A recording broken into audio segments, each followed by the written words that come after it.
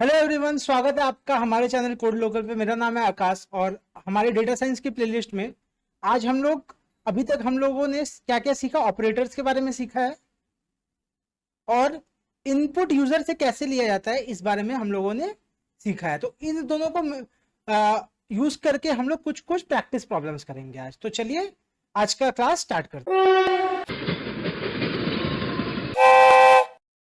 तो जो सबसे पहला प्रॉब्लम आज हम लोग करने वाले हैं वो क्या होगा कि यूजर से हम लोग एक इनपुट लेंगे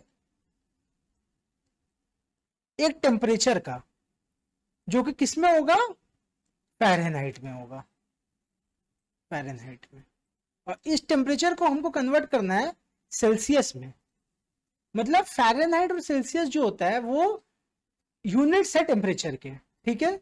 तो अगर मुझे किसी भी टेम्परेचर को फ़ारेनहाइट से सेल्सियस में कन्वर्ट करना है तो उसका एक फॉर्मूला होता है। क्या फॉर्मूला होता है कि C/5 इक्वल्स टू F-32/9।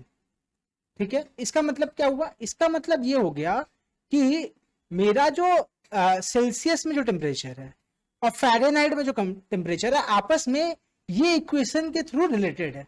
ठीक है, तो मुझे फ़ारेनहाइट का वैल्यू इनपुट से मिल रहा होगा, मुझे सेल्सियस में उसको कन्वर्ट करना है। तो किस तरीके से होगा? F-32/9 होल मल्टीप्लाइड बाई 5, या इसको हम लोग F-32 मल्टीप्लाइड बाई 5/9 भी लिख सकते हैं। ठीक है, तो इस तरीके से हम लोग इसको सॉल्व कर सकते हैं। अब हम लोग देखते हैं कि पाइथन में इसको हम लोग कैसे इंप्लीमेंट करेंगे। तो आ गए हम लोग अपने जुपिटर नोटबुक में और यहाँ पे हम लोग एक नया पाइथन का नोटबुक बना लेते हैं। इसका हम लोग नाम रख देते हैं प्रैक्टिस प्रॉब्लम्स। ये हम लोग का पहला सेट है, तो 1। ठीक है, सबसे पहला हम लोग का क्या है? Fahrenheit to Celsius. ठीक है, तो सबसे पहले मुझे क्या करना है? मुझे यूजर इनपुट लेना है। तो फ़ारेनहाइट जो है वो एक टेम्परेचर है, तो मुझे इंटीजर में लेना है ऑब्वियसली, तो मुझे टाइप कास्ट करना पड़ेगा इंट में और फिर इनपुट लेंगे। इनपुट में मैं स्पेसिफाई करूंगा कि मुझे टेम्परेचर फ़ारेनहाइट में चाहिए।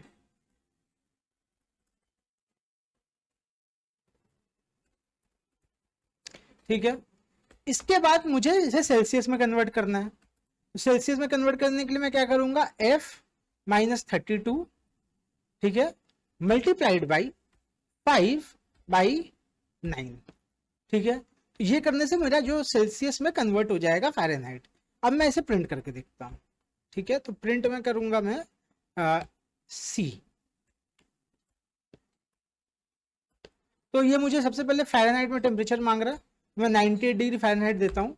तो देखिए इसने मुझे कैलकुलेट करके दे दिया कि सेल्सियस में इस टेम्परेचर का वैल्यू कितना होगा। ठीक है, तो अब देखिए यहाँ पे जो वैल्यू आया है सी का, वो एक बहुत ही बड़ा फ्लोटिंग पॉइंट नंबर है। मैं चाहता हूँ कि सिर्फ 2 प्लेसेस तक ये दिखाए। ठीक है, तो ये हम लोग कैसे इंप्लीमेंट कर सकते हैं? तो सी का वैल्यू, इसके लिए हम लोग क्या करेंगे? एक फंक्शन होता है राउंड, ठीक है, पाइथन में इनबिल्ट। इसमें हम लोग देंगे कौन सा वैल्यू को मुझे राउंड करना है और कितने डेसिमल प्लेसेस तक राउंड करना है। ठीक है, तो अगर मैं इसे रन कराता हूं और सी को मैं प्रिंट कराऊंगा सी, तो देखिए 36.666, ये इतना बड़ा डेसिमल नंबर था कि 36.67 में कन्वर्ट हो गया। इसी को मैं 1 भी दे सकता हूं, तो ये 36.7 में देखिए कन्वर्ट हो गया। ठीक है, तो ये हम लोगों ने पहला प्रॉब्लम किया कि फ़ारेनहाइट को सेल्सियस में हम लोग कैसे कन्वर्ट कर सकते हैं। अब हम लोग देखते हैं अपना दूसरा प्रॉब्लम। तो दूसरा प्रॉब्लम क्या है हम लोग का? 2 नंबर प्रॉब्लम, कि आप मान लीजिए ऐसा एक सिनेरियो है कि आपने किसी को लोन दिया है। कितने रुपए का? आपने लोन दिया है प्रिंसिपल 1000 रुपए का। ठीक है, आपने बोला कि मैं रेट लूंगा पर ईयर 10%। अब आपको चाहिए कि 2 साल बीत गया, वो आदमी आपसे 2 साल के लिए पैसा लिया था, 2 साल बीत गया, अब आपको चाहिए कि कितना सिंपल इंटरेस्ट आप पाते हैं उससे। ठीक है, तो टाइम कितना हो जाएगा? टाइम हो जाएगा 2 ईयर्स। और मुझे क्या निकालना है? सिंपल इंटरेस्ट, ऐसा ही निकालना है। तो अब इसका क्या फॉर्मूला है? P into R into T by 100। ठीक है, तो इसको हम लोग कैसे लिख सकते हैं? P into R into T divided by 100 लिख सकते हैं। इससे मेरा सिंपल इंटरेस्ट क्या होगा? निकल के आ जाएगा। और ये तीनों चीजें जो है वो यूजर इनपुट है। यूजर से हम लोग ये 3 वैल्यूज क्या लेंगे? इनपुट में लेंगे। तो देखते हैं हम लोग सिंपल इंटरेस्ट कैसे निकाल सकते हैं इन तीनों वैल्यूज को इनपुट में लेके पाइथन में। तो आते हैं, तो सबसे पहले हम लोग को क्या करना है, सिंपल इंटरेस्ट निकालना है, सिंपल इंटरेस्ट। ठीक है, तो मुझे तीन वैल्यूज लेना है, प्रिंसिपल लेना है, प्रिंसिपल में ले लेता हूं इंट इनपुट। ठीक है, मैं इसे कॉपी कर लेता हूं ताकि आगे आसानी हो। रेट लेता हूं और टाइम लेता हूं। ठीक है, अब मैं स्पेसिफाई कर देता हूं कि क्या क्या चाहिए। एंटर द प्रिंसिपल,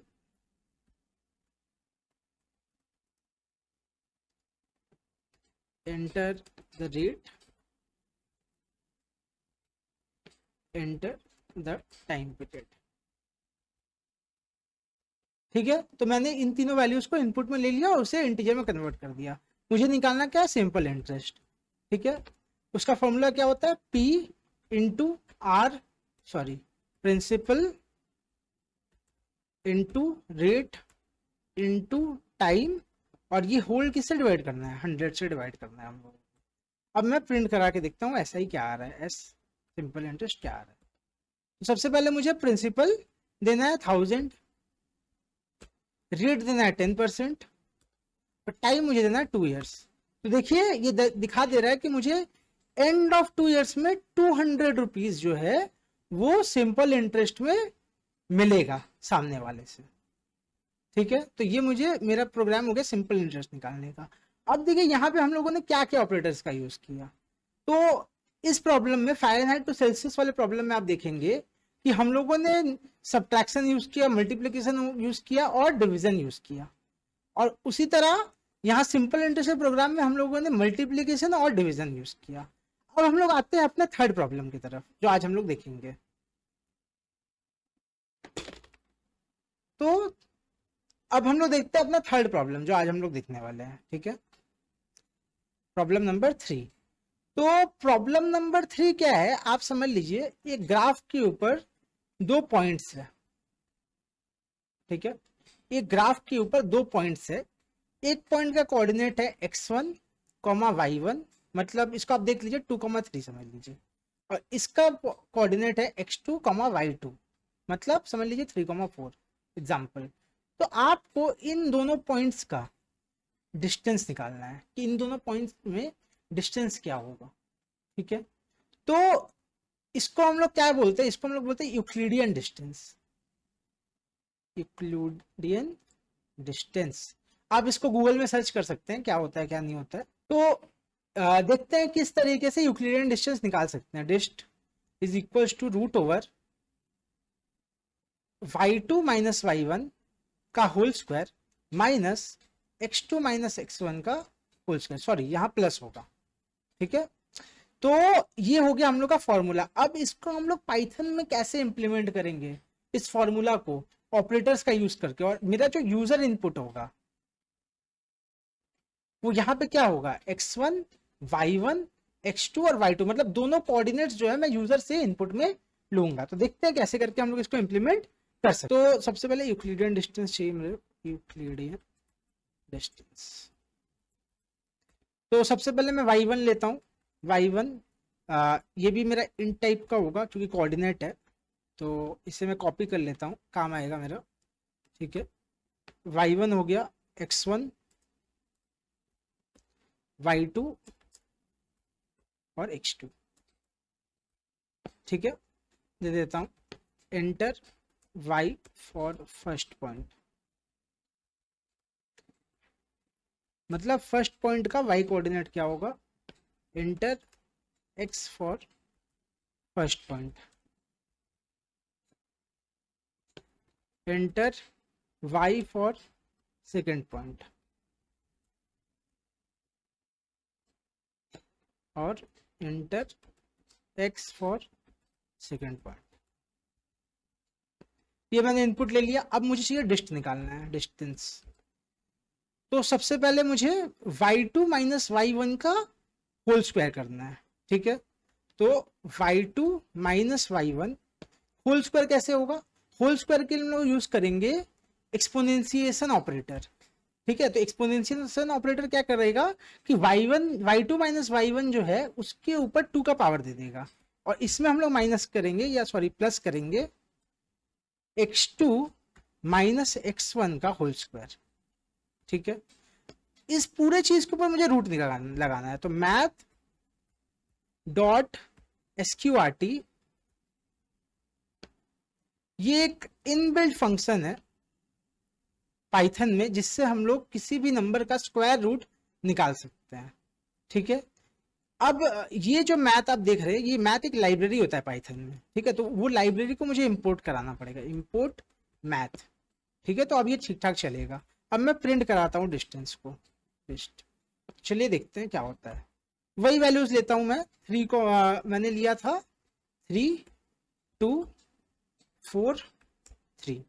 तो देखिए यहाँ पे मेरा डिस्टेंस क्या आया, 1.414 समथिंग आया।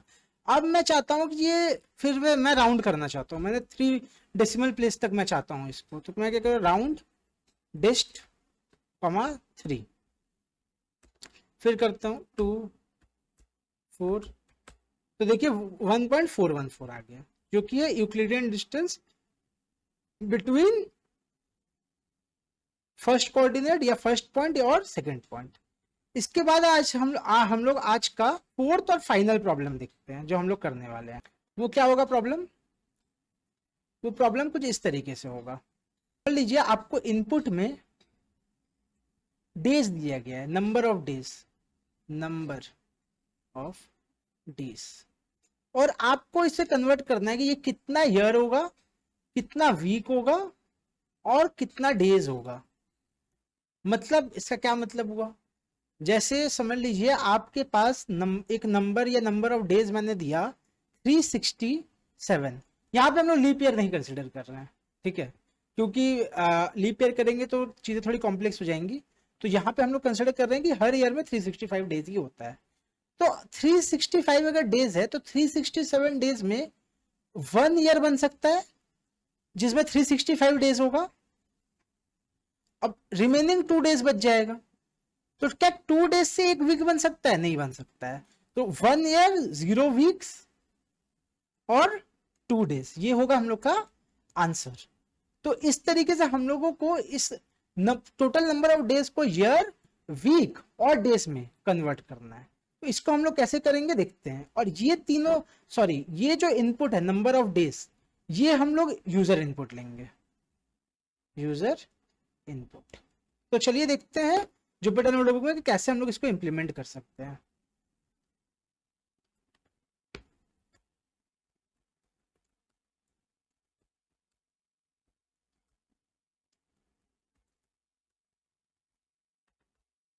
तो इनपुट मुझे क्या लेना है, इनपुट लेना है मुझे नंबर ऑफ डेज। तो डेज मैंने इनपुट ले लिया, int input enter the number of days.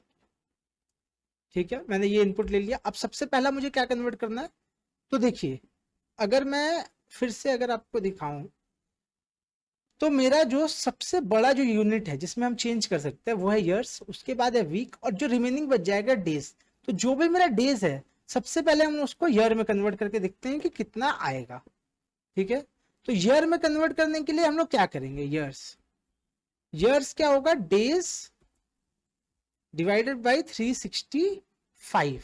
इसका मतलब क्या हुआ हम लोग देखते हैं। ठीक है, समझ लीजिए आपके पास 366 डेज है, और मैंने यहाँ पे देखिए फ्लोर डिवीजन का यूज किया है, फ्लोर डिवीजन का। तो इसका क्या मतलब है, मैंने यहाँ पे क्या यूज किया, फ्लोर डिवीजन का। मतलब अगर 367 फ्लोर डिवीजन 365 में करता हूं तो 1 आएगा। क्यों, क्योंकि मेरा ये वैल्यू आएगा 1 पॉइंट समथिंग 10 जो भी आएगा डेसिमल में। ठीक है, मैंने इसका फ्लोर वैल्यू लेके क्या किया, मैंने जो एक्स्ट्रा था इसको मैंने एलिमिनेट कर दिया, क्योंकि 1 मुझे सिर्फ होल ईयर चाहिए कि कितना होल ईयर आएगा इस नंबर से, नंबर ऑफ डेज से। ठीक है, ये हुआ। अब वीक्स निकालने के लिए क्या करेंगे, वीक्स निकालने के लिए सबसे पहले तो मुझे ये देखना पड़ेगा कि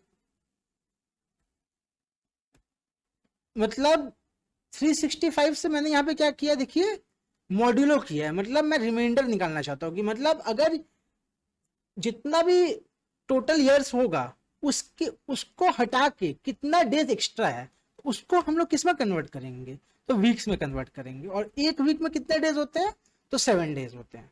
तो ये करने के बाद क्या होगा, एक्स्ट्रा डेज में अगर ऐसा कुछ दिन होगा ना जो 7 से डिवाइड नहीं हो रहा, कुछ बच जाएगा, तो वो डेज को हम लोग स्टैंड अलोन सेपरेट डेज के हिसाब से दिखाएंगे।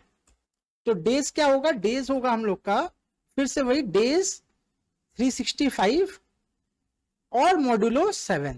तो इससे क्या होगा कि 365 से मॉड्यूलो करके हम लोग को ये निकल जाएगा कि तो मतलब नंबर ऑफ इयर्स के अलावा कितना एक्स्ट्रा डेज है, और मॉड्यूलो 7 के करके हम लोग को निकल जाएगा कि अगर उस डेज को हम लोग वीक्स में कन्वर्ट करें तो कितना एक्स्ट्रा डेज बच जा रहा है। ठीक है, समझ में आया। अब हम लोग इसको प्रिंट करके देखते हैं। प्रिंट years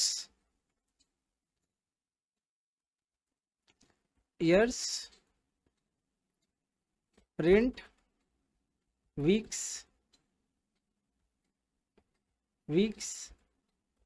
print days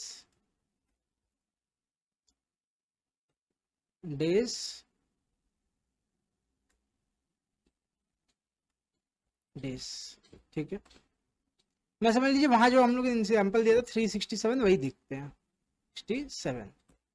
तो देखिए ये क्या बता रहा है, 1 ईयर 0 वीक्स 2 डेज। इसको अगर हम लोग दूसरा कोई एग्जाम्पल ले रन कराते हैं 425, तो देखिए 1 ईयर 8 वीक्स और एक्स्ट्रा 4 डेज। अब तो देखिए 425 मैंने जब दिया तो यहाँ पे क्या आया, 1 ईयर 8 वीक्स और 4 डेज। ठीक है, अब देखते हैं कि मतलब 1 ईयर से ज्यादा का कुछ वैल्यू लेके देखते हैं। जैसे 365 के हिसाब से 2 ईयर्स में कितना डेज होना चाहिए देखते हैं, तो 730।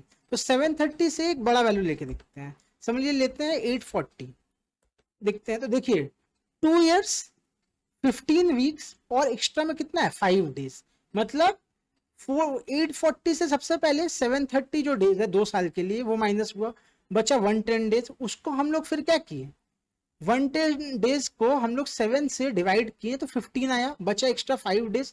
तो 5 डेज क्या हो गया, स्टैंड अलोन रह गया। तो ये इस तरीके से हम लोग नंबर ऑफ डेज को इस फॉर्मेट में निकाल सकते हैं। तो देखिए इस प्रॉब्लम में हम लोगों ने मॉड्यूलो ऑपरेटर और फ्लोर डिवीजन ऑपरेटर का यूज किया है। ठीक है, तो ये 4 प्रॉब्लम हम लोगों ने आज देखा। तो क्या क्या देखा मैं एक बार रैप कर देता हूं आपके लिए। सबसे पहले हम लोगों ने क्या देखा कि एक फ़ारेनहाइट में वैल्यू को सेल्सियस में कैसे कन्वर्ट कर सकते हैं। उसके बाद हम लोगों ने राउंड फंक्शन के बारे में सीखा। उसके बाद हम लोगों ने सिंपल इंटरेस्ट निकालना देखा। उसके बाद हम लोगों ने देखा कि यूक्लिडियन डिस्टेंस कैसे निकाला जा सकता है 2 पॉइंट्स के बीच में। ठीक है, और फिर लास्टली हम लोगों ने देखा कि अगर नंबर ऑफ डेज हम लोग को प्रोवाइड किया गया है तो हम लोग मैथमेटिकली कैसे उसको ईयर्स वीक्स और डेज में कन्वर्ट कर सकते हैं। ठीक है, तो आज के क्लास के लिए इतना ही रहने देते हैं। अगले क्लास में हम लोग पाइथन में और ज़्यादा नए नए कॉन्सेप्ट्स के बारे में सीखेंगे और आगे बढ़ेंगे इस प्लेलिस्ट में। तब तक के लिए आप पढ़ते रहिए, आगे बढ़ते रहिए, इस प्लेलिस्ट को फॉलो करते रहिए। इस वीडियो को ज़रूर लाइक कीजिएगा, अपने फ्रेंड्स में शेयर कीजिएगा, और अगर आपका कोई सजेशन है तो ज़रूर से कमेंट कीजिएगा। तब तक के लिए धन्यवाद और जय हिंद।